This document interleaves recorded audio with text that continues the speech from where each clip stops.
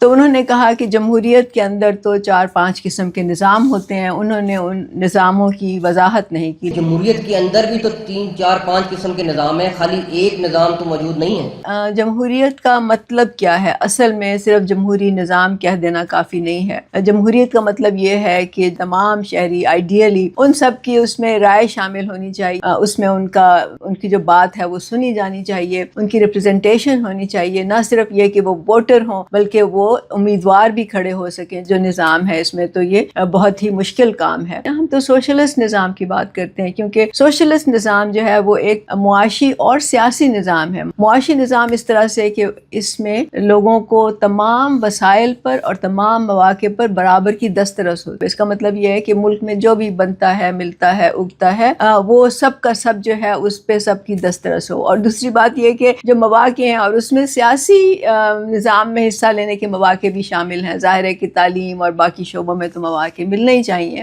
لیکن اس بات کو انہوں نے واضح نہیں کر کے بتایا۔ اصل میں جب اگر ہم نے تبدیلی لانی ہے تو پھر تو ہمیں سوشلسٹ نظام نافذ کرنا پڑے گا، کیونکہ سوشلسٹ نظام جیسے میں نے کہا معاشی نظام ہے، لیکن ساتھ ساتھ یہ ایک سیاسی نظام بھی ہے، اور معیشت اور سیاست ایک ہی سکے کے دو رخ ہوتے ہیں۔ تو جب معاشی نظام میں برابری آئے گی یا نابرابری بہت کم ہو جائے گی یا ختم ہو جائے گی تو پھر سیاسی نظام بھی اسی کو ریفلیکٹ کرے گا، اور پھر اس میں تمام انسانوں کو برابری کے مواقع بھی ملیں گے، اپرچونٹیز بھی ملیں گی، اور ان کی آواز بھی سنی جائے گی، ان کا ریاست کے فیصلوں میں عمل دخل بھی ہوگا۔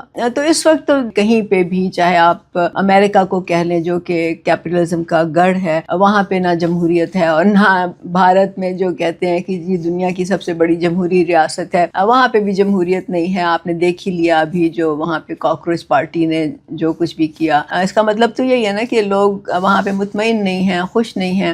اس کی وضاحت کرنا ضروری ہے کہ جمہوری نظام جو ہے ہم سمجھتے ہیں صرف سوشلزم ہی اصل میں جمہوریت لے کے آ سکتا ہے۔